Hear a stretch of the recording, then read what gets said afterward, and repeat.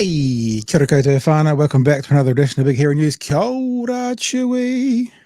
Kia ora, Pat. I have not seen you this jazzed for a show for quite a wee while. I'm pretty sure I'm not prepared for whatever you have in store. Something we're going to talk about tonight that hasn't been teased. So I was about to say nobody can go anywhere. You can watch it on demand, let's be honest. But you want to stay and do it live because then you can interact with us. Let me just say these three words. Bob McCoskrie, the triangle where Bob McCoskrie meets the inflection point meets Sean Plunkett. Oh my God, did I have fun this afternoon? Are we going to add Bob's name to the list? Fun this afternoon, man. Everyone knows that I don't really engage on Twitter. Yeah, our numbers are real low. Hopefully, we're showing on every platform right now. Sometimes the platform just doesn't show through the numbers. So, just if you're out there watching us on YouTube and that kind of stuff, let us know that all the platforms are working. It'll probably just be that the numbers aren't coming through to us, but just to make sure that we're everywhere. I don't normally engage on Twitter. And I don't normally engage with people like Bob McCoskrie because I kind of believe in not punching down to lesser beings and people who have, demonstrated thin skins and mental dysfunction. But man, I had fun. I've had fun for about an hour today in like 3 different chunks. And what's happened is if I wasn't doing this, like doing broadcasting type thing, I think I would have been a pretty good detective or a pretty good crim. I just got that kind of brain. Sorry. I like those of you two. I can uphold the law and I burn this motherfucker down. Those are the 2 options. Or used car salesman. That was a real spit take. I don't know if I've ever seen a real spit take in my life. It's always a weird comedic thing people do. And I saw a little moment. You have that bullshit nerve in the back of your neck, and sometimes someone says something that goes, or something happened amongst some of the tweets, and I was like, this is interesting. So I threw out a little bit of bait, and they went, it's fun. It's going to be fun. You guys are going to enjoy it. Just stick with us for that for tonight. That's really unimportant and frivolous, though. Let me be clear with you. It's just us having fun. But what else are we going to do tonight? Some more serious things. Of course, the first home buyer grant has been cut. Basically, is cut now. The last day of submissions were for today. No notice of that. And Chewy, you raised a very interesting point. There were submissions? Today, last day. Last day, they said. Last day today, cutting it off. What the fuck? And do you want to the submissions? I mean submissions to get a grant. Is that what you're saying? Oh, right. No, that's what I mean. Whether it was no. Public no. I mean the ability. Yeah. And you made a very good point. Do you want to make your point again so I don't steal it off you? About did they have this? They never campaigned on it. They never mentioned it. It wasn't a promise. They could have very easily just ignored it, but they have made a decision that is going to affect every first home buyer, even their own voters. Yep, will now look at their kids trying to get a house. That's gone. It's gone now. Just absolutely ridiculous that this is something that has just we're just going to chuck it in the pot. Yeah. So I'm just looking up at YouTube right now. There's something happening with the numbers. That's okay. We don't have to worry about that. We'll keep on going because they are like there's no one there. There are people there because we can see you. And also tonight, something that's actually kind of gets my goat a little bit. It's fair to say, Chewy, that the current government, the government we've got in right now, got a sector of their votes by telling New Zealanders about the abomination that was the last government mandating things. How dare they mandate things? And all I've been hearing about today, and we're going to talk about this, and I'll show you a story about it, is how this government is now mandating councils to have a referendum on Māori wards. Like actually big government, and this is what they campaigned against. Nothing centralized, remember? We're not going to centralize those 3 waters. And now they're centralizing the referenda of Māori wards, and they're forcing councils to do it. They're mandating it. Now, we'll have a look at the story.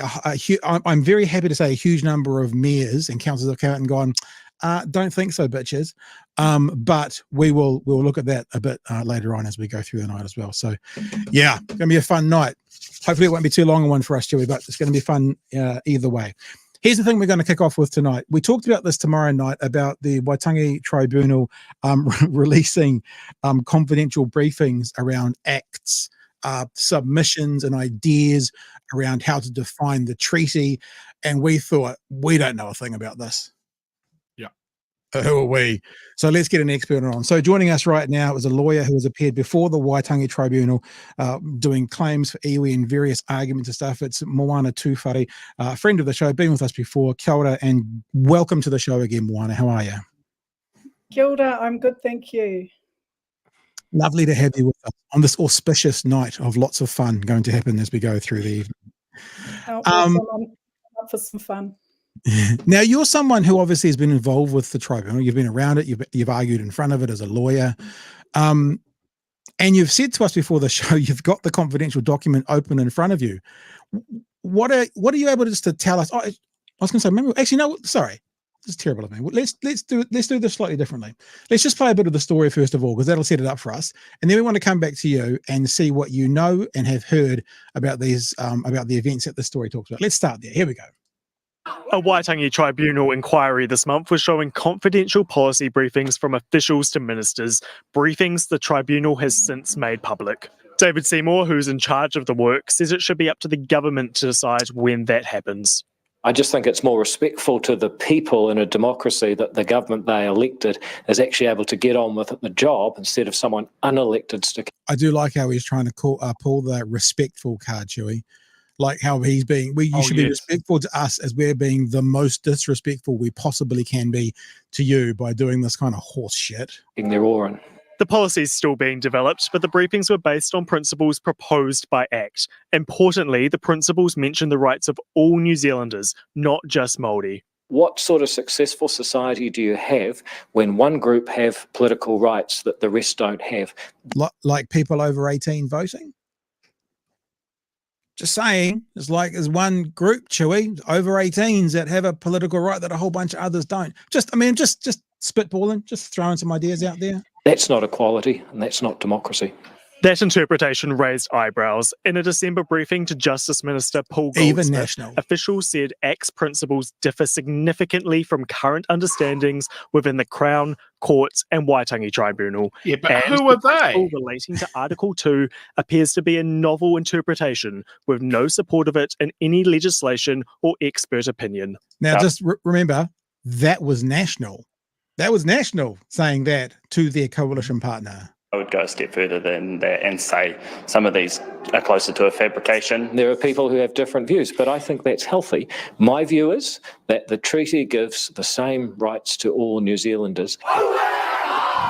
Seymour wants the policy to spark a national conversation about the treaty, but the briefing said it's unlikely to facilitate the type of national conversation that will help address uncertainty and apprehensions. And there was a substantial risk it could generate further division, which poses a threat to social cohesion and trust in institutions. So it's not the idea of a conversation itself that is a worry, it's the fact that the particular conversation being proposed just is detached from realities. When you politely and respectfully debate our future, that actually leads to greater understanding. The document shows Seymour later told officials that ACT's principles were just a starting point, but he won't give away their current That's shape. pretty terrifying. Despite the Waitangi Tribunal effectively leaking this, I do still have to be respectful of my cabinet colleagues. Not wanting to give away too much, even if others have. So there you go. There's the story. There's the introduction for us, Moana, to talking about I find it quite terrifying that ACT says this is just the beginning, but they won't say what's coming next. Now, you're deep in this, right? You've got the document. You were hearing the submissions. Tell us what we need to know.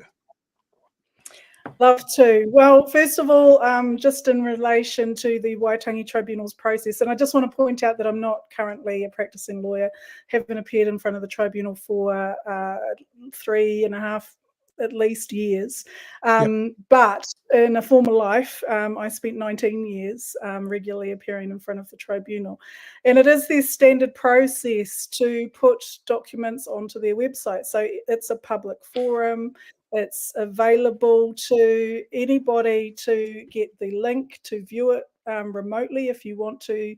It can't be physically at the hearing, but you want to appear in front of the tribunal, either, like we are now, or and the whole, every single document that gets filed, unless there has been a direction that it will be maintained under confidentiality, gets put onto the website, onto the record of inquiry, and then onto the website, and anyone from the public can access it. So Seymour's playing games. So obviously there was no instruction to keep it confidential, and we just followed due process. That's their standard process for everything that's not confidential. In relation to this particular document, it's a cabinet paper that's marked confidential, and the tribunal made a determination about whether or not that meant that it would be kept confidential for the inquiry purposes. And initially it was meant to be confidential to only the parties in the inquiry. But then it became available to everybody, and in part, in my view, I actually watched the whole of the proceeding, the 2-day hearing that took place, and listened and went back and re-listened to parts of it because it was extraordinary, actually, and it made me have a little reminisce about being a lawyer representing claimants, because you do get a whole bunch of information that you might not ordinarily get to be privy to, and watching it from a bit of a fly on the wall perspective, it was fascinating, and it was very plain and clear to me that what was in the cabinet paper was being referred to over the live link in questions and answers between the tribunal members and the various Crown witnesses that were appearing before the tribunal. And the Crown witnesses, high senior officials, the Secretary for Justice, the top of the Te Tiriti, the Crown Department for Crown Māori Relations, they were all very forthcoming and very obliging in terms of being frankly and honestly answering the tribunal's questions, and obviously questions about the not so much the cabinet paper or its existence, but the contents of it around the Treaty Principles Bill were being asked. So a lot of what was in the paper was already available to the public, if that makes sense, prior to this going onto the website. Anyway, the judge has determined that it wasn't in the public interest to keep it confidential, and that they were going to publish it onto the tribunal's website, like they do with all their documentation. So just for clarity, that means it's gone through the correct process to be released to the public, because the way Seymour's selling it is like, how dare they release this privileged information who shouldn't have? But it's gone through due process to be released. It's gone through a due process, and the judge has made a determination based on it's in the public interest that this stuff is available to the public. And Crown Law has gone back to them and said, well, we don't agree with you on that, but we're not going to judicially review you. We're just going to let it lie. So, they were aware that was happening. The Crown, representing government's interests, has responded to that, and that's where it sits. But the document is public, and as a result of that, of the judges, the chief judge, I should add, the chief judge of the Māori Land Court, was the presiding officer for this particular hearing. And she's made a determination, and now we have it in front of us. But fundamentally what it is that the cabinet paper refers to advice to cabinet, basically, just highlighting what to expect in relation to the Treaty Principles Bill. It points out that it's likely to be controversial. It points out that the bill will define the principles of the Treaty of Waitangi in statute, and that the policy intention is to create some certainty about what the principles are and how they are applied in New Zealand law. And it goes on to say that the bill will basically set out a finite number of principles. It sets out three principles, which will basically replace the principles which have been articulated by the courts in the Waitangi Tribunal and the government over the years. So interesting advice given, not just in this particular document. The fact of its confidentiality is kind of a side issue.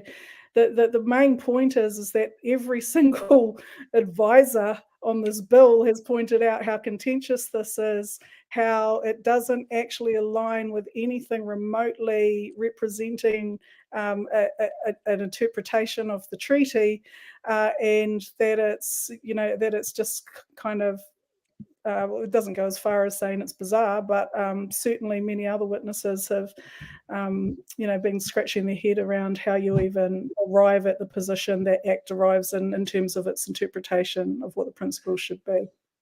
I'm looking at an article here that talks about it, and it says the treaty principles were a, quote, novel interpretation of Te Tiriti with a backing of no expert opinion, and that the proposed legislation could pose a threat to social cohesion.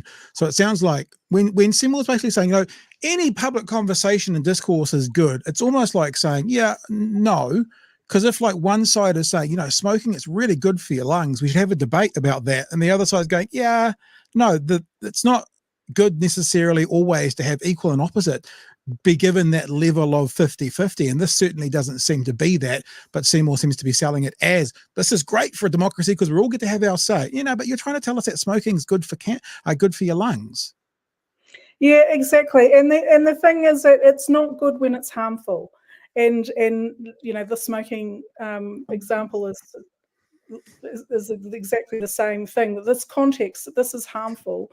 So a lot of the witnesses during the inquiry were saying things. So these are some of the quotes of some of the key witnesses. That if passed, it will represent one of the worst and most flagrant breaches of Te Tiriti or Waitangi in modern history. It's alarming and inaccurate. It's violence to the text of the treaty. It's hurtful, it's reckless, because one small party has made it the price for government being formed, and it's a complete redefinition. It bears little resemblance of what the treaty actually says, and that's both versions of the treaty, the English or the Māori. It doesn't matter which text you go to, it doesn't resemble it. So like having an opportunity to debate something as fundamentally as important as the founding constitutional document of the country, absolutely that in of itself is a good thing, but debating it on the basis of an interpretation that has no founding in logic or fact or legal interpretation or even consistency with other ways in which laws are debated, it's just bizarre. It really is bizarre. So you just wonder, the only kind of planet in which David Seymour's version of, this is good that we're having a debate is kind of a planet that would send most of the rest of us to an institution with white padded walls and straitjackets. It doesn't make sense. It really doesn't make sense, particularly because of the harmful effect that it's having in relation to Crown Māori relationship. It really does, for Māori, feel to us like an attack, and not just a benign kind of, poke the bear kind of thing. It's a real fundamental attack on our ability to be ourselves, to operate in our cultural paradigm in accordance with our values and our systems. And because I think David Seymour's version of equality is that we should all be like good white people. Yeah, like him. Yeah, like him.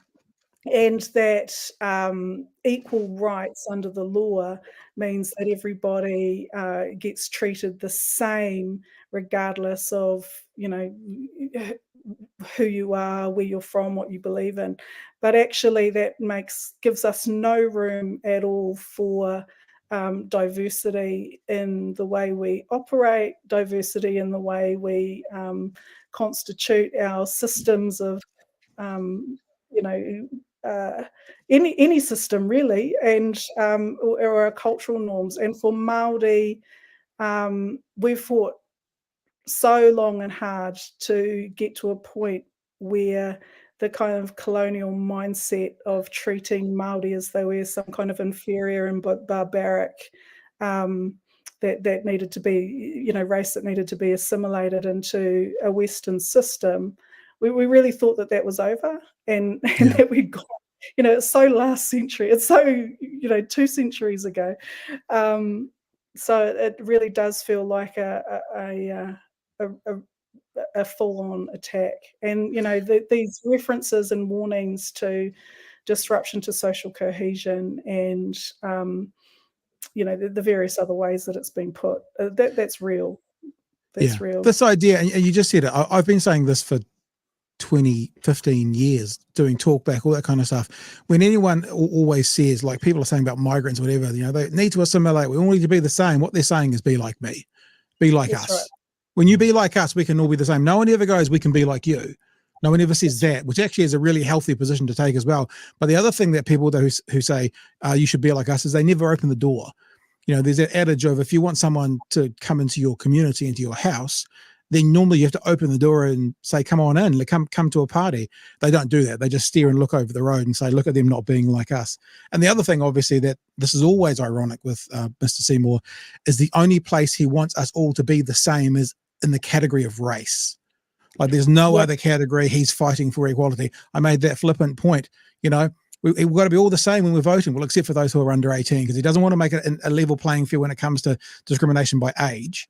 He doesn't want to make it a level playing field in any other protected class. It's only race, which is that when you stop and think about it, is the most horrible part of this insidious smiling face. Just be respectful and have a good old conversation about subjugating those brown people again. It's just horrible. It is. It's really creepy. It is kind of entertaining, except for the fact that it is actually really fundamentally ugly and harmful.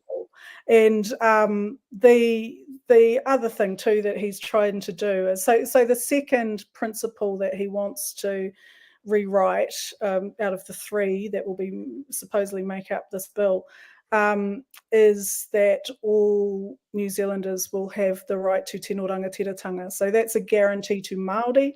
That right will now belong, if this was passed, would now be a right of all New Zealanders, Māori or non-Māori alike. But what he just completely fails to understand what tino rangatiratanga means in a Māori paradigm. So you can't take tino rangatiratanga out of a Māori worldview. It's fundamentally a Māori concept for how we organise ourselves, how we behave, our value system, everything that's wrapped up in that very, very important set of words is just completely over the top of his head. Like for example, collective property. Like tino rangatiratanga assumes that there's collective owned assets that, so is what he's saying. It's a bit socialist, Moana. It's a bit socialist, isn't it? We don't like that doing. Hey. Is he telling his voters and his constituents that that's what they're up for if they want to all have rights to tino rangatiratanga? Like seriously, are they all prepared to transfer their individually owned assets into a sort of collective basket? I mean, maybe he's not. Maybe he might be onto something there. But, you're selling it. Maybe Seymour's onto something here, Moana. You're selling it. I reckon there's something in there. Well, I just think he just completely has skewed what that term actually even means. Because he sells it on the basis of all New Zealanders should have a right to partnership.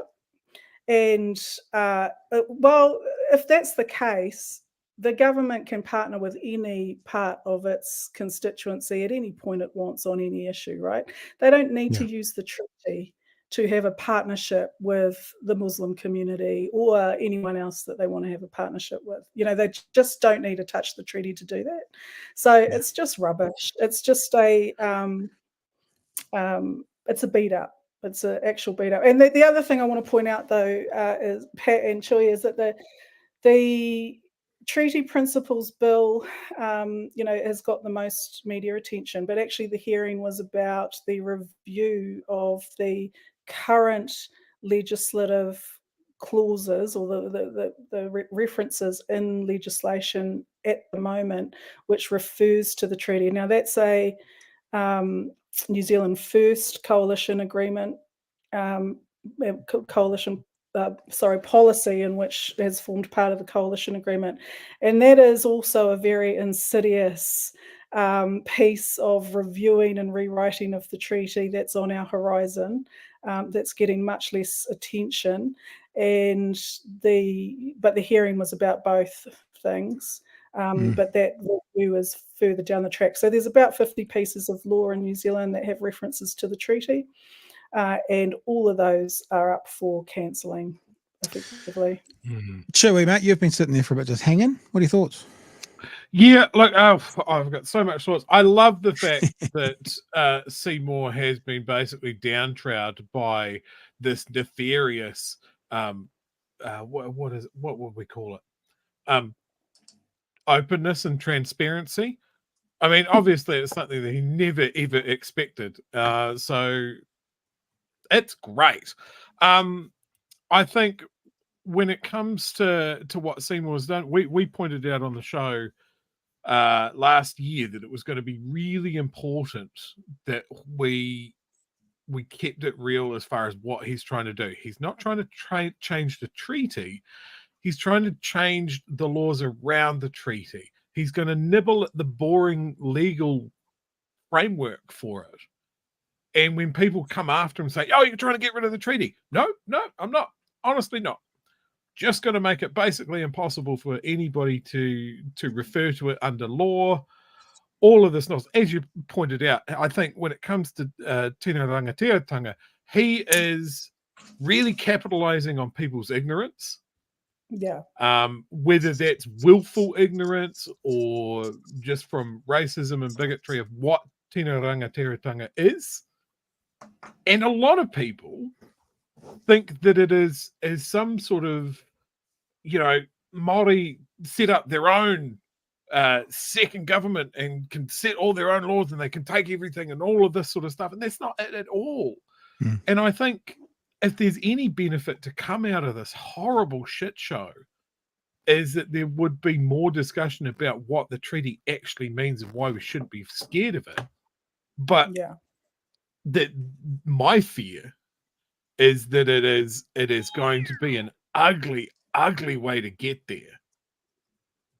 And I think when people are coming out, when Seymour's saying, from a point of respect, I think the most respectful language I've seen is how they've referred to it.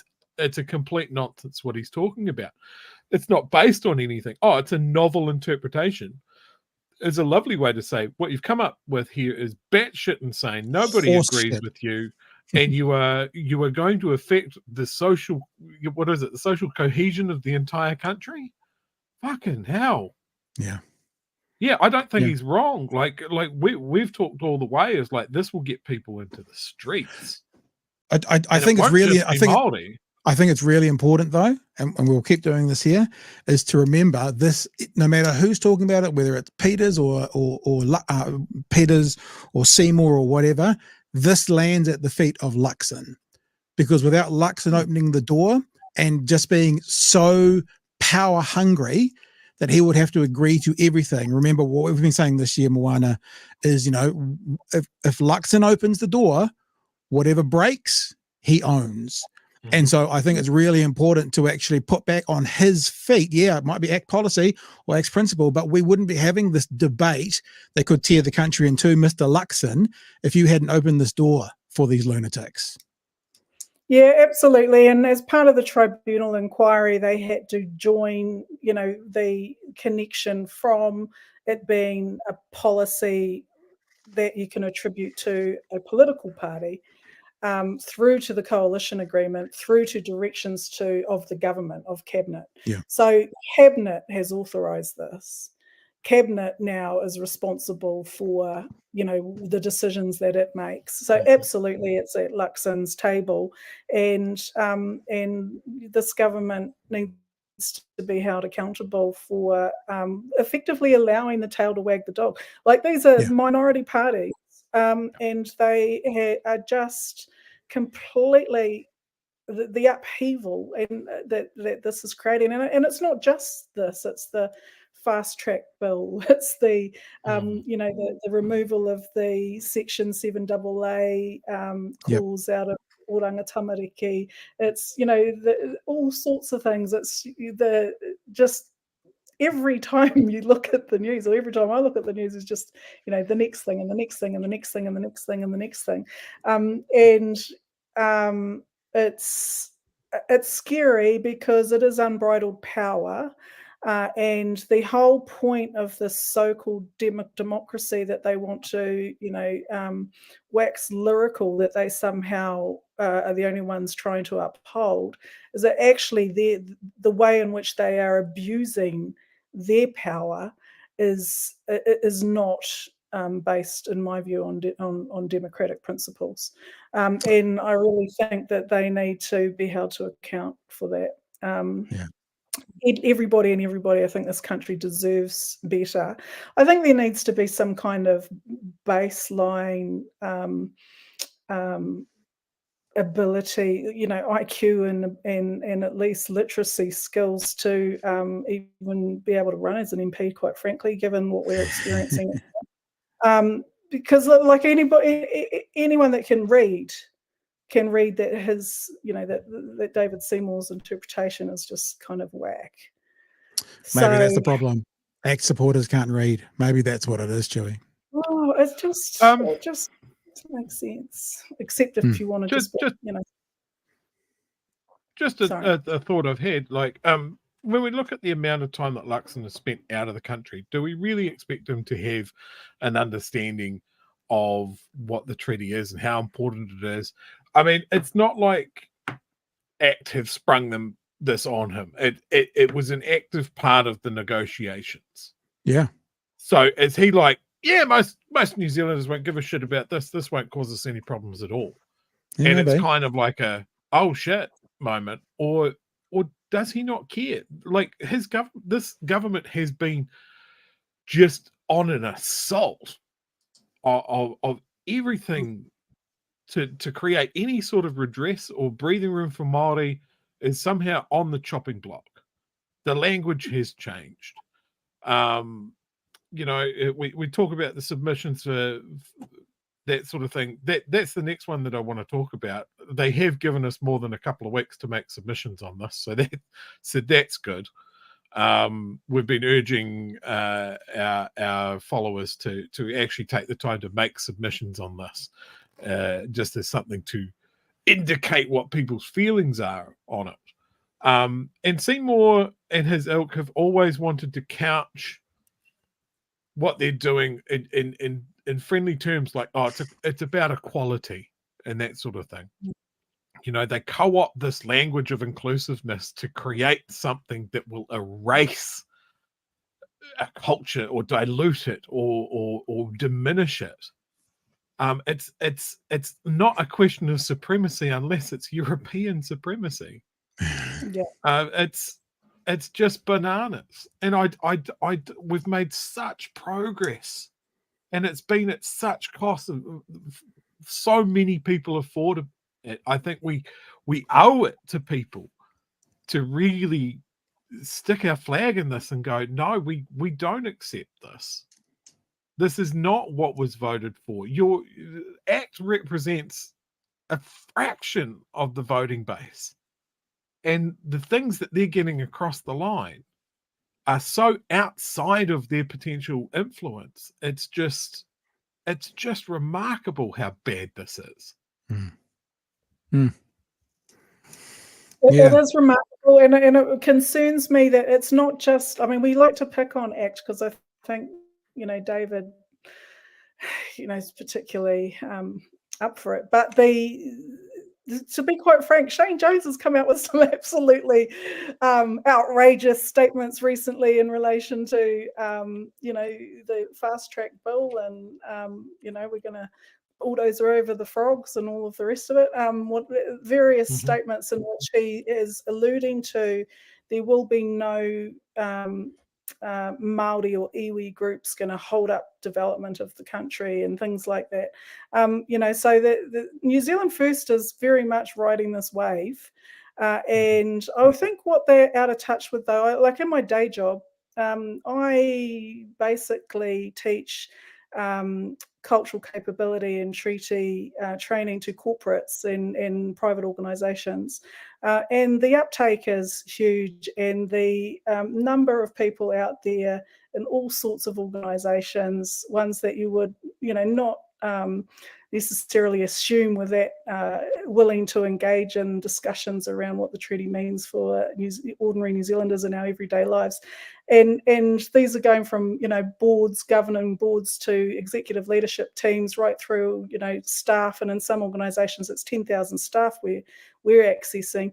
And actually, these guys are completely out of touch with what average New Zealand would like to see in relating to treaty-based race relations. They're absolutely out of touch. And Luxon, if he doesn't know that, he's going to be in for a short, sharp shock at the next election. Yeah, well, I guess we'll wait and see. Hey, Moana, it's been fantastic having you back here. Thanks so much for making time to come on live. Is there anything in the chat there we're going to throw out now? Because there's lots of people talking about the conversation we're having. Like, for example, I'm not going to get to everybody's. We'll get to all of them later on. Here we go. Kiwi says, thank you for the super chat. David Seymour wanted more government transparency when he was campaigning. Now that he's in power, he doesn't want it. He's a hypocrite. Peter says, thanks for the super chat. Novel interpretation sounds like Sir Humphrey's euphemism for pants on head. Insane. And Amy says, we'll just do three of them. Amy says, the behaviour of this government has so far been embarrassing and so disappointing. It actually hurts on such a deeper level. These conversations and opinions have hit hard. It's spiritual. It's guttural. Oh, Amy, I'm so sorry for you. Thank you for your super chat. And thank you for joining us tonight, Moana. It's been amazing. Awesome. Always a pleasure. Thank you, guys. We'll talk soon. Thank you. Cheers, then. Brilliant.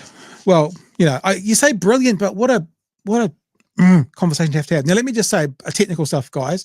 There's something happening with YouTube. I'm sure you can all see us. Don't panic, baby birds. I'm seeing people in the chat going, what? There's normally 400 watching. There's something happening with the numbers, because it says there's only 30 watching, but there's been 108 likes of the stream. So just ignore the numbers. It'll be what it normally is. There'll be some glitch in the matrix. Don't worry about it. There's also some stuff going on with the internet. There's lots of chorus outages in the Auckland area, and my internet went out for a little bit as well. So there's something definitely up at the moment. Yeah, there you go. It's in the ballot. Internet is gluggy, not just on BHN, but elsewhere. Thank you for the super chat and for the technical update as well. Because I care, the late fee, $2. Thank you, sir. Or madam. Sir or madam, do we know? We don't know. Thank you, person. We appreciate that. Citizen, $10 super chat. Thank you for that. Seymour is the worst example of our education system, and rumour has it even the high-ups in the Atlas Network think he is a scummy move. This is a scummy move, and he's the worst example of humanity. Thank you for keeping that rolling gag going that no one else will understand except those of us who know. Worming says, out of COVID and forced isolation, to see that Seymour is still the worst kind of person in the world. I'm glad to see you out of isolation, Worming, and good to see that people are still taking that seriously when it does kick in.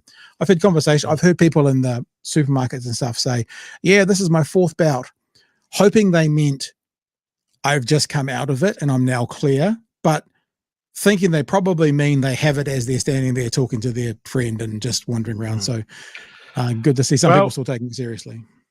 Locally, yep. A high school student went to their formal with COVID here in Dunedin. So that is ripping through things at the moment. One of my colleagues is off with COVID this week. So yeah, remember, COVID's over. You don't have to worry about it. It's fine. But yeah, Peter just says 6 outages in Auckland as well. I think Nick says he's talking about bringing this whole process into the public, but then gets upset when his private conversations on it are made public. Fuck you, says Nick. Yeah, because it's Thank a whole bunch of smart people pointing out what a fucking dumbass he is. And I think David is quite a nice little conversation. So David Seymour is just another deranged sovereign citizen. It's quite a good point. Because look, I mean, you know what I wrote down, Chewy, and I've covered over it and highlighted, because sometimes when I write things down, I don't find them the next day. Contract lawyer. I know it's probably oversimplification, and there may be some scholars and stuff that don't agree, but to me, on some level, the treaty is a contract between two parties, the Crown and Māori. And so to have Seymour come in now and say, oh, no, I'm going to add a whole bunch of other people to that contract without their say-so. You know, I don't see how that can possibly happen. I'd like to actually talk to a contract lawyer about it, though, and see what they were to think of that analogy, just to see. That's absolutely what it boils down to for me, right? And the two parties, the Crown and Māori. Those are the two parties that signed it. You can't retrospectively add other people to it. Like, the Crown is not everybody else that's not Māori. Yeah. And if he wants to turn around and go, all people have the same rights, then that doesn't make any sense either. He is insane. So you're in a new subdivision. You buy the first section in that subdivision. You have a contract with the people selling the subdivision, and you buy it off them, and you have that contract, and it's a two-party agreement. Then as more sections start to get bought, finally the whole section is filled up, all of them are sold, and one person goes, well, I know you had the first agreement with the developer, but I'm now going to change that all these other people are in that same agreement with you and that developer. It doesn't work that way. No, two parties. It doesn't, and it's just that core thing. Who was the agreement between? Yeah, right. And then you can talk about what did it allow, and then you look at, did we stick to the agreement? And the answer is fucking no. How long did we not stick to the agreement? 100+ years. Like, generally speaking, like, if someone breaches a contract, there are consequences, and we've been plugging through those consequences for 50, 60 years now. Yeah. And now, before we get to a point of, like, as Seymour says, equality, they want to move the fucking start line. They want to change the agreement. So let's call them on it. Let's call Seymour on it. Okay, let's get equal. Okay, Māori are the bottom in social statistics across. Let's get them all to the same level as your average New Zealander, and then we'll call it equal. No. He just wants to say, I'm saying you're equal, and even if you're behind the 8 ball in many places, then we're just going to call it equal anyway. You know, it's this idea that some people who hit a home run don't realize they've started on third base. Some people can't get a chance to get to the base to attempt to hit a home run because they're still in the car park. So you actually have to get everyone on the field to play first of all before you even start thinking about equality. We don't have that in New Zealand at the moment, and someone can't just wave their racist magic wand and go bring equal. Doesn't work that way. Hey, just before we move on to something else, I'm just gonna highlight we also stream on Twitch, right? Yeah. Where have you gone, Pat? I'm here. Where have you gone? Where have you gone? Hang on, I was going to do this. I was going to go wave magic wand. Right. But okay. Moment's gone. I just want to highlight something. We stream on Twitch as well. Yep. The majority of people in the chat, they chat with us on YouTube and on Facebook as well. But we do have a regular watcher in Twitch called Craggles Brown. He hates us, but he's here most nights in the Twitch chat room by himself. And it just seems a lonely existence. What does it mean though? And last night you spoke about ? What is he trying to say? That there's people that are worse in the world than David Seymour. I don't think he's in on the running joke, but I wanted to highlight this chat for one thing. We actually need a definitive who is the worst person. We discussed this last week. Maybe you weren't here, Craggles. We're going to have a domestic bracket for worst person in the world, and we're going to have a global bracket for worst person in the world. Obviously this is important to you, and accuracy also very important. We're adding names to a list, and it will have a knockout round robin sort of later on in the year, so we can crown 2 people: global, domestic, worst person in the world. Perfect. Just what you should know, Craggles. And also just to understand, when we do our chats, we get them from all over the place. Like people watch us on Facebook, and when we put a chat up, everyone sees it on your screen, but you won't see it in your chat. So you guys who are in Facebook now, if you write a response to Craig, he won't see it. He or she won't see it because we combine all of the things together and show you on the screen, but your platforms don't talk to each other. So just thought I'd let you know in case anyone's going to respond to someone who's not on the same platform as them. Okay, let's move on. I want to play. I want to play. Can I play? I want to play. I want to play. I want to play. Can I play? Can I play now? Pat, I don't know. I'm going to save this tangent for later on the show. Good, I good. can't take this away from you, Pat. It's a good tangent. I'm just saying. Okay. All right. Well, we've got like 3 other stories, and time's getting on, and there's only 6 people watching us right now. I don't know what it is, but so earlier in the week we talked about Zephyr Cafe in Wellington, and we did a lovely little pithy bit about it closing in support of the trans community in the face of Brian Tamaki's gathering. Obviously, it wasn't Brian Tamaki's gathering, and people got so pissy about that. No, there's more than Brian Tamaki. It's like, we know, we're just, we're stretching it a bit. It's just, he was there. He was in the news. So many dirtbags there. We just mentioned one of them. So there's this, what word you just use there? Dirtbag? Anyway, there's this person called Bob McCroskey. Now, ironically, I know Bob McCroskey quite well enough that I was used to work in the same building as him. I was there the day Family First started. I remember what he said about it. Bob McCroskey now is avoided by many people in various industries that used to work with him for his extremism. They won't go near him. He sometimes, I normally ignore him, but this is too fun not to talk about tonight. He picks up on my tweets fairly occasionally, and my opinion is that Bob McCroskey and his family like me first. I say like me because he never kind of defends LGBT families or the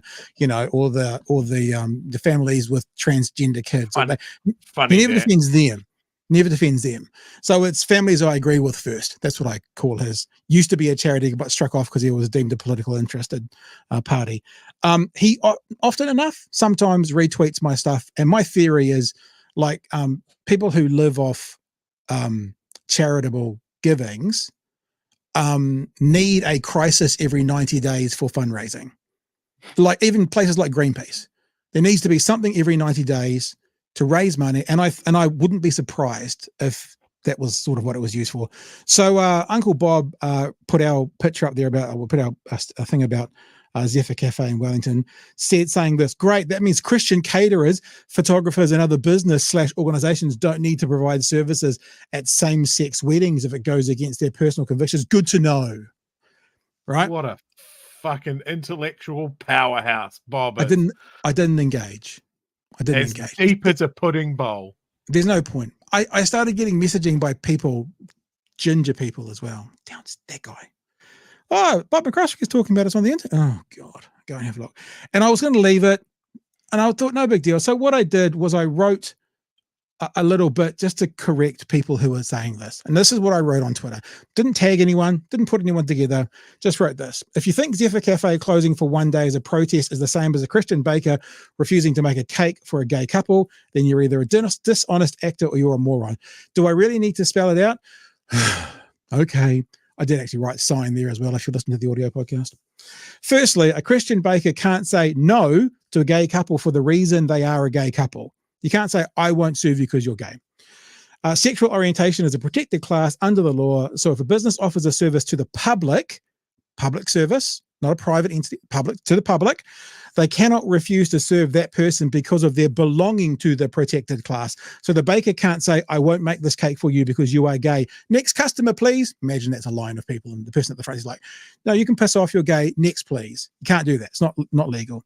Other protected classes are things like age, race, color, national origin, etc., etc. Secondly, the cafe didn't serve anybody that day. So they didn't isolate one group and say, because of your political beliefs, we aren't serving you. Next customer, please. So they didn't do that. right?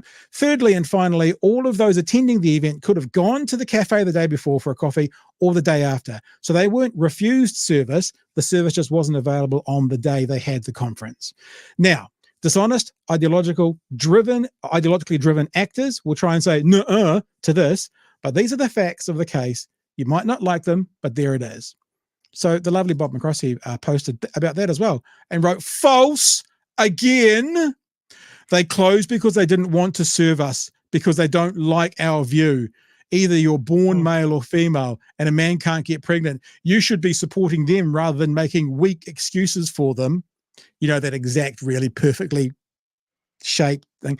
So I responded. I don't normally punch down. I feel sorry for people with this kind of mental fragility. So I said this. That's right, Bob. Gaslight your audience just before you pitch to them to give you funds. Precisely which protected class did the cafe refuse to serve because they weren't a part of that protected class? And then I said to him, you might also want to check with your fellow conference attendees and get on the same page with your accusations of being false. Katrina Biggs, I don't know who she is, but we mentioned her off Calvin Morgan's tweet of the day. She actually put up a thing saying, I checked with my legal advice and what you've said is correct.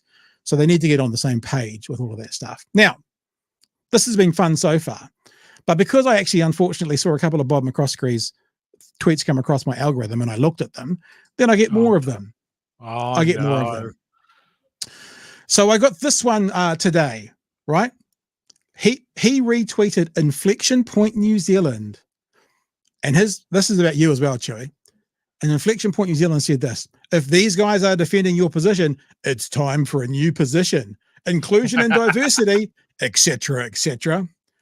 And then they all started coming. So then I saw this one get retweeted by Bob McCroskey. This is from Inflection Point New Zealand. Poor Pat Bitterman got all hurty from the above post and blocked us. Listen to the words I've just used. Just hold your P's and Q's. Hope he's warm in his mum's garage and his neck beard keeps him and his snuggle bunny nice and cozy. That's on the bingo list. Cool. The far left love to keep their chambers full of their own echoes, etc. Now, first thing, right? I had never seen this message before. It's the first time ever, Chewy, and there's no need for me to bullshit about this. It's the first time ever someone has outright lied that I blocked them for clout. I don't know who this is. Well, I know who they are. I never saw a tweet before they put up the one about me blocking them, and they're telling the audience that I've blocked them. It's quite interesting, which I didn't do.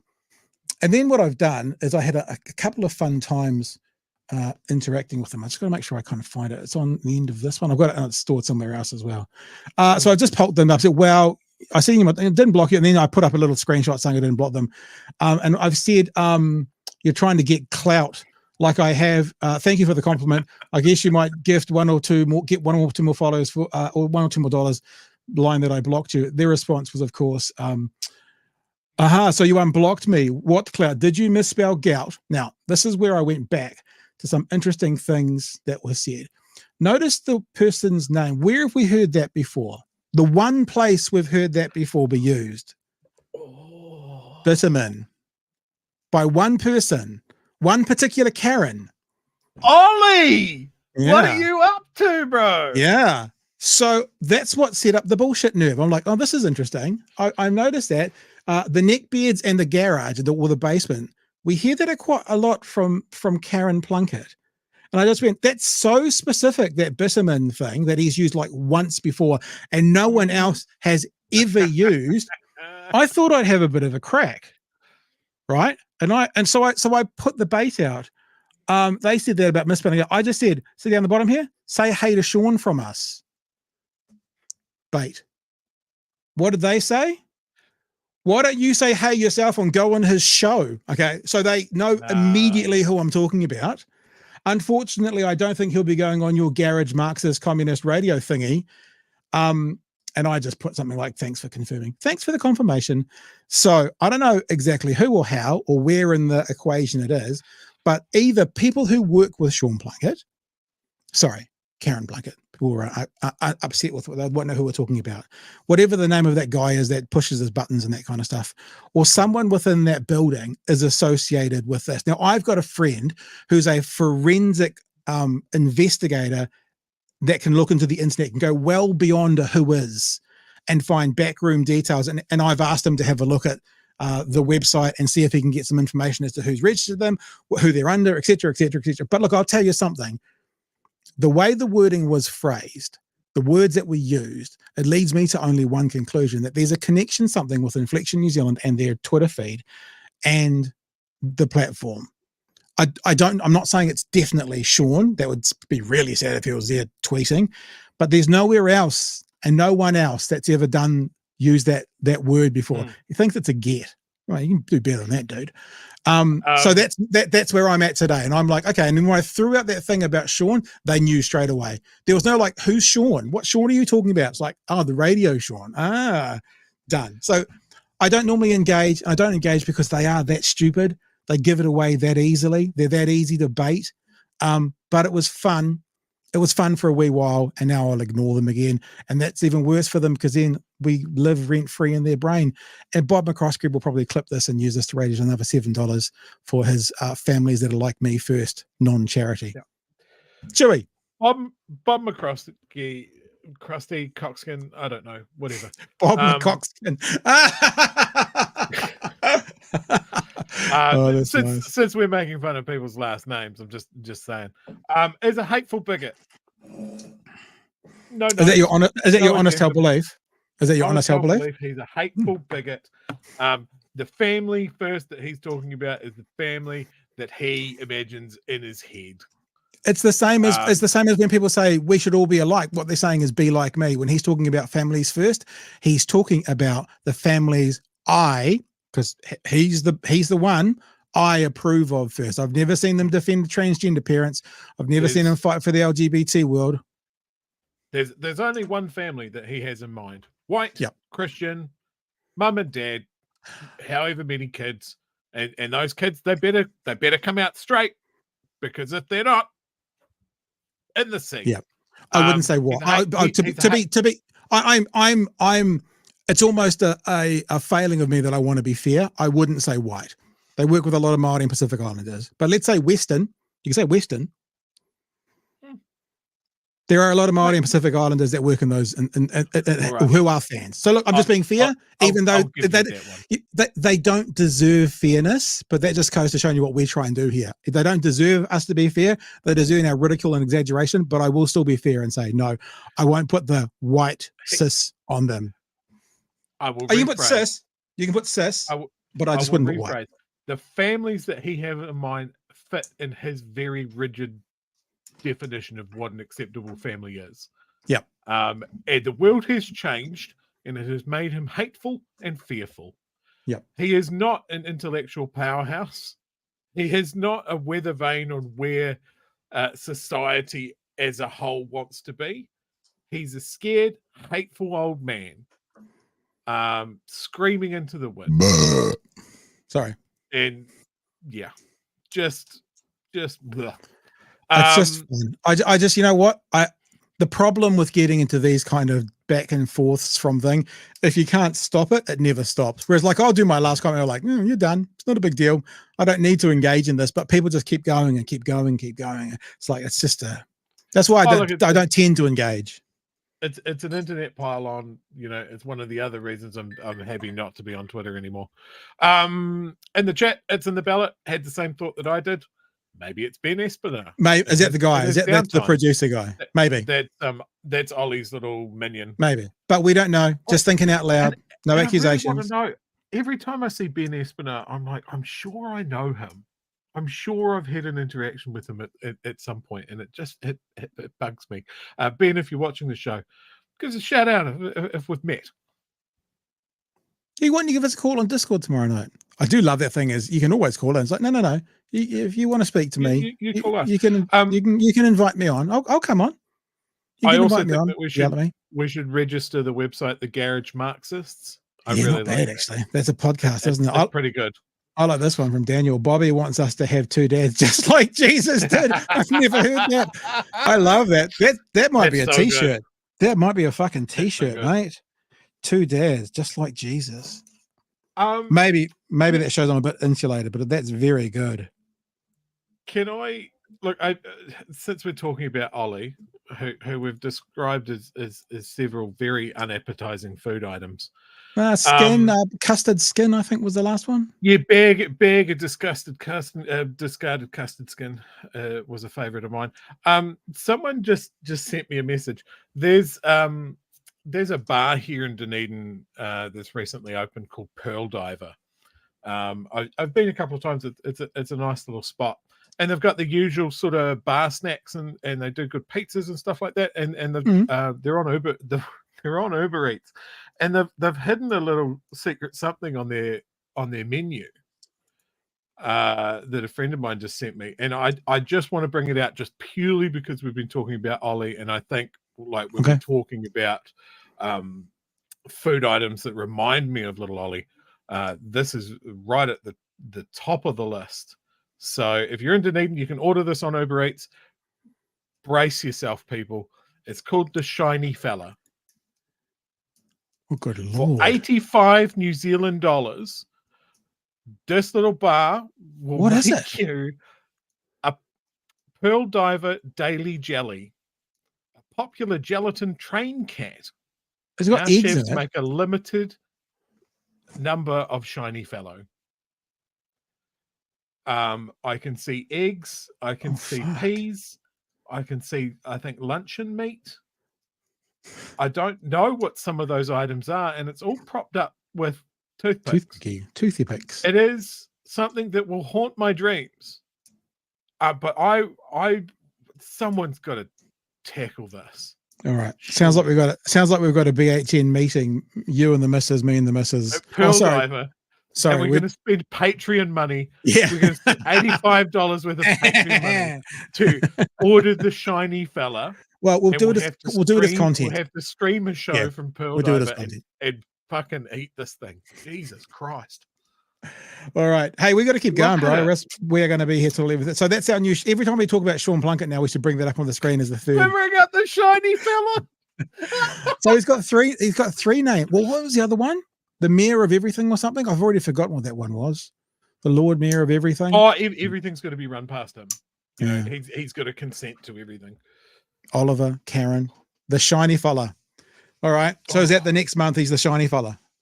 He's the Shiny Fella. Oh, look at Ella. We've scared Ella off. I'm going now. Oh, it's Hello. Going now. Good night. See yous. Yeah, I'm sorry. We probably scared some people off. All right. Let's keep going because we've been talking about horrible people. Let's talk about more horrible people.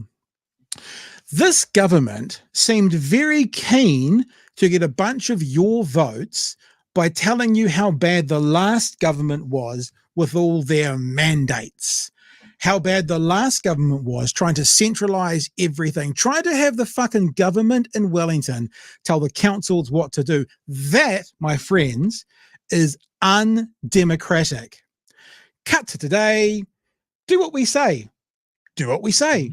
Do what we say, councils, or else. Mayors have told the government to stay out of their business. They've written a letter obtained exclusively by One News criticising the coalition's bill requiring referendums on Māori seats on councils. Political editor. Requiring.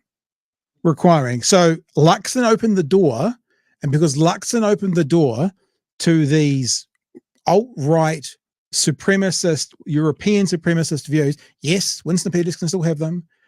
Because of that door being open, every council in New Zealand now is going to be mandated to hold this. Mikey Sherman has the details and reaction. The weight of more than 50 local mayors coming down on the coalition. One News obtaining a letter sent to the government's top brass criticising their decision to force local councils to hold referendums on Māori wards. Mayors saying it's an overreach on local decision-making, that they're disappointed. The government's decision is a distraction from the hard work that they're doing and undermines the important contributions that Māori are making. My plea to the Prime Minister is, it might be a coalition agreement, but it is not worth the fight. Yep. Māori will not give up on this, and local communities won't either. Nor should I think they. it's a very strong statement. And, I have talked to some mayors that haven't signed it simply on the basis that they haven't had time to go through a longer discussion with their council to do it. So there may be some out. So what he's saying is this is 50 today. Tomorrow might be another 10, might be another 20, because some of the people are saying we haven't talked about it yet. So this is 50 today. And I believe it's 1/3 of the mayors today. Now, democracy, right? If they can get to 51% of the mayors, I'm sure the government will just say that's gone away. Maybe, Chewy? Maybe not. Maybe not. Out there who at a personal level want to do it. The government refusing to back down. Well, you know what our position is. We campaign on it. That this democracy should be equal. The people of New Zealand have voted, far more people than voted for any mayor have voted for a government that is now changing. So if we're now making policy and decisions based on who was voted for the most, then how far down that means the Greens should have more say than ACT, because far more people voted for the Greens than voted for ACT.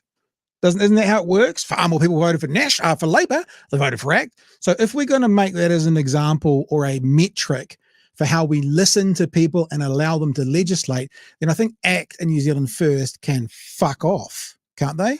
Wouldn't that be logical? I tell you what I just heard. I just heard the deputy leader of New Zealand shit on local government. Like, just absolute, who gives a fuck what you guys think? Almost no one voted for you. Wow. That's the democracy. I wonder what the local government shitting on local democracy. Interesting. Those laws. It's such an overreach. And I do think that there's no local in this. The letter argues councils already seek community views and that polls aren't required on any other wards or constituencies. Notice that. We say it again about ACT. No other wards or constituencies they're calling for a vote. Just the ones that impact Māori. So exactly the same as being equal. It's always about race. And I'm sorry, if it's always about race, then you are a racist. If it's always about age, then you're an ageist. If it's all about disability, then you're probably ableist. If it's always about race and never about anything else, then you're a fucking racist. Sorry, not sorry. Maori wards are separated out and other similar locally made decisions aren't challengeable in this way. I'm going to remain opposed to it because I just don't understand why this is a separate issue when things such as a rural ward or other decisions that we might make. You don't understand why that they're focusing on the Māori wards, not the rural wards. You might say you don't understand why logically, but you understand why. Because you know who voted for these guys. You understand why. We all understand why. Don't go to a poll and a referendum. This is a fundamental decision around how the council should be set up, how those wards should be allocated, and we think voters should actually be able to determine whether or not there should be Māori wards. The final line in the letter urges the government to reconsider its position, and with such a large proportion of the country's mayors signing it, it would be a mistake for the government to simply ignore it. I've already reached out to the Prime Minister and sought a meeting with him. And I would hope that we do get an audience. Legislation on the issue will be debated at Parliament tomorrow with the bill's first reading. Mikey Sherman, One News. Oh, might be popcorn time for that one, Chewy. Look, I mean, I know they probably all do it on some level, but the hypocrisy of this government is just beyond bounds compared to the normal, oh, look, they did something a bit different. It's just so out there. It's an all-out assault. And I mean, even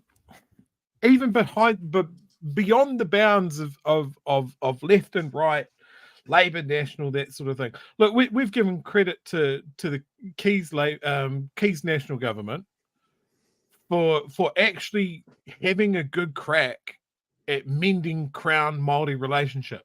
Sure. Chris Finlayson doing some excellent work. And we've slated Helen Clark's government lately for doing an absolutely piss poor job of it over seabed and foreshore. Yep. So it isn't a left, right, red, blue fucking thing. Both sides can be terrible or actually make some progress.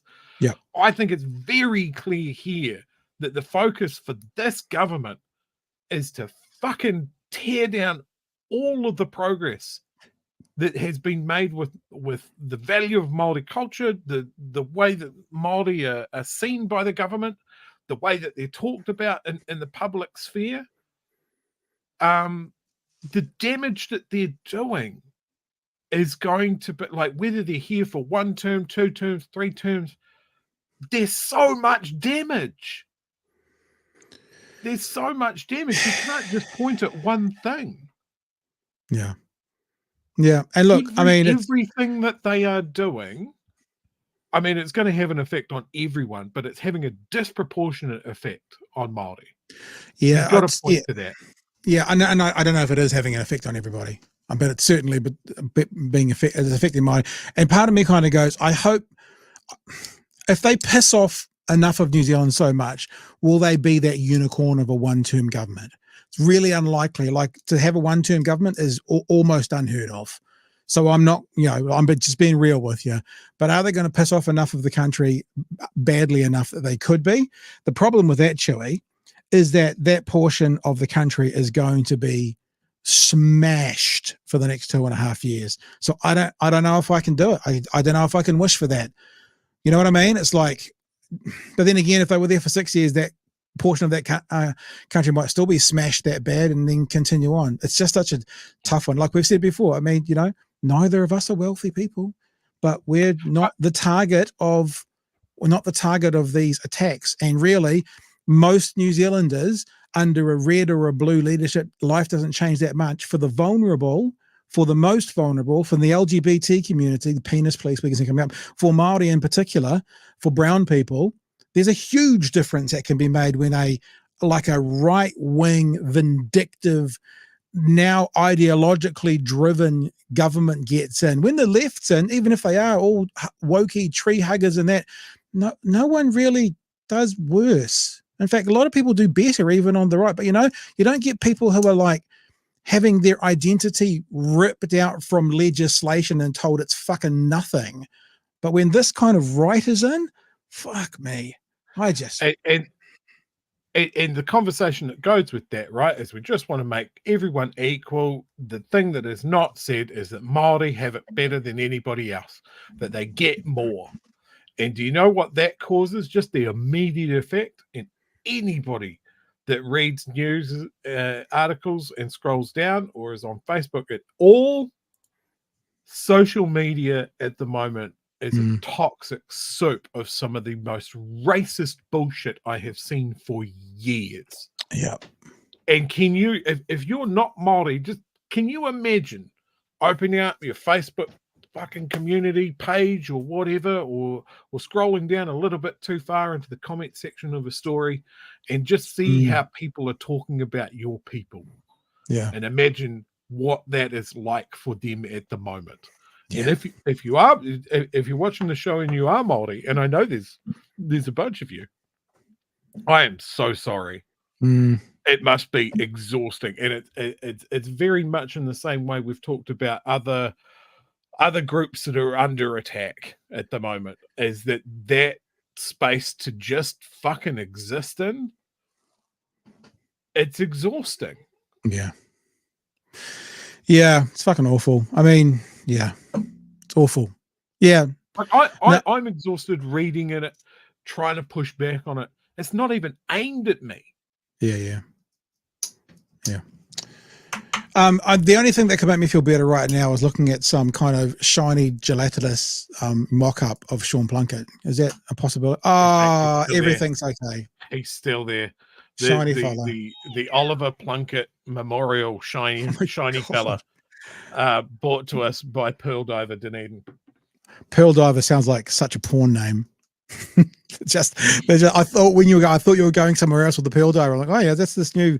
What is this all about? What Look, are they? I don't know about you, mate, but I look at this picture of this glorious concoction that's been brought up, summoned, I assume, for the depths of hell. My mind immediately turns to thoughts of sex. Well, I mean, Pearl Diver put the cock in concoction, didn't they? So Look at right. Look at the mouth there. It's a very kissable lip, inviting. aren't they? okay, enough. And I mean, I started this, but I'm finishing it now. That's enough. You can't see what's at the back. Like, we don't know what's there. It's just the imagination fills in the gaps. I can take that off. I'm taking it off. It's revolting. Hey, we got one more story, and it's it's getting a bit late, but we'll do this one because it's actually a really important story. And I'm sorry, we filled up the time talking about gelatinous porn. But this is more important, so we'll get to it. And like, if we go a bit over half past, we'll just go over half past because it's important. Because this is another area that Chewy so beautifully said earlier this evening. Did they say they were going to do this before the election? And I think you'll find the answer is no. So when they say on one hand, we've been given the mandate to do this when they do horrific things that they promised, then when they do things that they haven't promised they would do, what does that mean? So let's have a look at this. As Chewy said earlier, it's going to affect a lot of New Zealanders, and it's actually not a lot of money, but you know what it is? They're talking about this money now going into social housing. Remember, social housing is not state housing. So we'll see what happens. But if you are getting close to your first time home and you were eligible for this, government says, sorry, you missed out by a day. The Kiwi dream just got further out of reach for first home buyers. The government confirming it's scrapping the first home grant, effective immediately. The Housing Minister rushed out his announcement today after Newshub revealed the plans last night. I missed that. So they've rushed it out because what would happen, obviously, is everyone would be getting their applications in today and they'd be overwhelmed. So, okay, gotcha. Cause pain and won't be popular. Here's political editor Jen Lynch. Bel's been dreaming of buying his first home. Of whether we go for a house with land or apartment or townhouse. The government today delivering a brutal blow. We've had to make the tough, but I think the right decision to discontinue the first home grant and reprioritise that money. Isn't it just fucking hilarious how they have to make a tough decision that they say is going to hurt young New Zealanders trying to get into their first home, but they're not going to make tough decisions that might hurt landlords. This is something like a $250 million saving over a few years. That wouldn't even touch the sides of changing the landlord rebate by a few percent. I'm so sorry, young New Zealanders who are struggling to get into your home. I know this is hard. I know this is not going to be popular, but where else could we find the money from? I mean, the cupboards are bare. It wouldn't even be about hurting landlords. It would just be about keeping it the same for landlords. Yeah. Yep. Social housing places. Bit of a gut punch. As revealed by Newshub last night, the first home grant is gone. All grants already approved will be honoured, but no more applications will be accepted. It's over. I think it's pretty brutal. It came very suddenly, especially when we're trying to future plan. I appreciate that this will not be popular with everybody, and I appreciate that this will cause some pain for some people. But you won't lose any votes from that sector. If it was farmers, or landlords losing some kind of rebate, you might lose some votes. See, I don't know, man. You can't hurt those people. I don't know, man. There's centre-right voters that have children. Nope. Because you know why? But the people you're talking about, but the people you're talking about can give that to their kids or can help them get it. So they're not the people. The people that it's going to, people are going to impact are the people who don't have like backup from mum and dad who can help them get a couple of grand extra to actually get it over the line. These are the people it's going to impact, and they're not going to be voting for them anyway. So fuck them. It's going to be hard for them. It's not going to cost us any votes. People. The housing grants were up to $5,000 per buyer for an existing home or $10,000 for a new build. So a couple could have been eligible for up to $20,000 for their deposit. But the minister argues they were ineffective because the average grant of $5,000 only amounts to about 4% of a 20% deposit for an affordable home. He is out of touch and he thinks that, it's only 4%, so therefore it doesn't matter. I don't think he gets how important this is for a lot of people, how hard it is to buy a home. I appreciate there'll be some people who will like the money and I acknowledge that, but it doesn't, the evidence suggests it doesn't make the difference between people actually buying a house or not. I won't be able to deposit now. I appreciate not everyone's going to like it. except for that guy. Except for that guy. So everyone except for that guy, and also the girl who bought the $600,000 house in Hamilton that was on last night's news, except for her as well. But nobody else. But but just the two people that the news could easily find who say they're not going to be able to afford it. Like the girl last night had $55,000 and the $5,000 go to the 60, which was a 10% deposit. So there was her and there was that guy. But other than those two, I'm sure nobody else in the whole country, nobody else in the whole country. Buying a house or not. I won't be able to deposit now. I appreciate not everyone's going to like it, but we're making a choice. The money will be redirected At least it's honest. 1,500. At least that's a fucking honest answer. He's not saying we had no other choice. He just said we're making a choice. At least that's honest from the evil, vindictive, bald-headed piece of evil. Housing places, Labor says that's fewer than it funded. Social housing and first home buyers miss out. Landlords don't. National never campaigned on scrapping the grants and in fact pushed for an increase to the price caps last term so more first home buyers could access it. Its press release saying Labor was leaving first home buyers out in the cold. Yeah, well, that was then, this is now. And that was then. That was then when we had to try and trick people to allow us to get us into government, and it works, and this is now, and now we're going to change it. Because we don't have to fulfill promises to get in government, because we are government. We are government. Which button was it? That one. We are government. We've just had to confront the fiscal conditions that we are in. Fronting the fiscals by freezing out first home buyers. All right. It was an important one to share, and we've shared it. And again, it's a bit like, this is just going to continually come back to $3 billion to landlords. We made a choice. You did. At least Luxon was honest. We made a choice. We made a choice to give 12 times as much money back to landlords to stop some people getting into their first home. That was the choice we made. At least we can be honest about it and say they've made an active choice of landlords over young first home buyers. Being honest about it. Yeah. So once again, the party of the economy and the party of being good at number has looked at a number of $5,000 and gone, that's not fucking much. No one will miss it. Look, that $5,000 turns into $50,000 of the deposit. Yeah. And then you start to look at the flow-on effects of getting people in their first home. It came about through a housing crisis. It came about through people looking at, people aren't getting into owning their own properties. That is how they're secure in their old age, actually owning an asset, which is going to be really important for a government when people start to age out into super, whether they have an asset to live in or whether they're going to be holding their hand out to the government and going, please help me. I am starving and I will die because I'm renting forever. And I'm going to Wins asking for the accommodation supplement because rents are so high because landlords own all the houses because I could never afford one. Just remember, when you're at that point and you're about to die and you want to hold your hand out, just pray that Labor's in leading with the Greens. Just saying, that's not these guys. And then the other aspect of it is, yes, they didn't campaign on it. They gave nobody any warning. I just found this on Reddit a few hours too late. Saw that they may still honour applications before the cutoff, which I assumed would happen in line with the announcement. I'm too late for the $5,000 or $10,000. He put on an application and it said the purpose of this page is to assist applicants who submitted a first home grant application before 1 p.m. 22nd of May 2024. Wow. This guy looked at it at 20 to 2.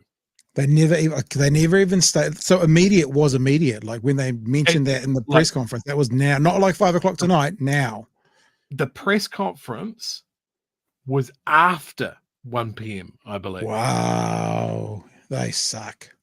That is a shit move. And I think it'll be remembered. I hope it's remembered. Like this wasn't a promise. In the chat, where's it gone? There's so many in the chat. September 2023, Christopher Mark Luxon said he would not touch the first home buyers grant. Kieran McAnulty has a tweet on it. Of course he does. So there you go. So it's about promises, you know, we've got to do the landlord's tax break because we campaigned on it and we promised. Here's a promise that he's breaking. It doesn't affect the landlords. In fact, it probably pushes some people out of the market. So there's some good opportunities for people that have the cash and the leverage to snap up those homes that would have gone to first home buyers and now have to rent them. Yeah. Of These those people guys who could not are getting be a more rebate. clear why they're in government. It's to enrich these people And and themselves. to push other people down. One of the major problems this country has, and I will keep on banging this fucking drum until the end of days, the biggest problem in this country is our housing market. And it's because nobody wants to fucking touch it and fix it. And we're going to keep trying to solve the problems that creates for the next 70 years until the atmosphere is too hot to breathe. All right. I think we're going to wrap up for tonight. I'm going to wrap up with something interesting. You want to look at this? Check this out. Inception. See how many people we've got watching right now according to YouTube? Do you see that number? 8. It's like back to the early days. Yeah, I mean, you'll see tomorrow when the numbers come out. What happens? It'll be a glitch within YouTube, and there'll be a whole bunch of numbers that'll just drop in at about 2 a.m. So, but thank you for being with us. It's been fun. Peter brings up a good point. Yep. Watch out for the KiwiSaver government contribution next. National have already chopped it in the past. Yeah. Maybe that's not next on the table, that there's no government match. Yeah. Harsh as harsh. Team, we'll be back tomorrow night from 9 p.m. for another edition of Big Hero News. Thank you for being with us tonight. Thank you so much to Moana Tuwhare for coming and joining us. It was awesome to have you, Moana, anytime, any place. We'll have you again. Me and Chewy are going to go eat a shiny something, disgusting little thing. Shiny fella. And remember, we haven't pushed this so much in the last few days, but if you're enjoying what we're doing and you're appreciative of what we do and you'd like to get behind and support us and be a part of our closing credits and also a part of a bunch of other things we do as well, then head to patreon.com/Big Hero News. I haven't told you this yet, Chewy, but I reckon before the end of the year, we should do a meetup in Wellington and a meetup in Auckland and a meetup in Christchurch. And I will start to put in the timeline to do that. So thanks again, team. Appreciate you all being with us. Love you and leave you. So I can't love you and leave you, so we'll just leave you for now. And we'll catch you tomorrow night for another edition of Big Hero News. Hooroo. And shoot, pick up the news. Big Harry style, keeping it loose. News heaters, where the politics play. They bring the truth every single day, talking about the mess all over the land. They shine a light, shiny with fella, a mic in their hand. No time for cheese, just facts straight up. Plan chewing, never backing up. From the Cape to Bluff, no place too far. They expose the truth and raise the bar. Politicians tremble at the mighty voice. Pat and chew, they'll make the right choice. All right, guys, have a good night. Have a safe night. Be safe wherever you are. Come back tomorrow night. Make sure you bring a friend. Patreon.com/Big Hero News. You can follow us on Twitter. And if you're watching us on YouTube right now, be it in demand or live, how about chucking us a like? We're up over 8,100 subscribers now. We're going to try and get to 10,000 by the end of June. We're probably not going to do that, but we'll give it a nudge. Like and subscribe. We appreciate that. All the best, team. Catch you tomorrow. Hooroo. Yes, man.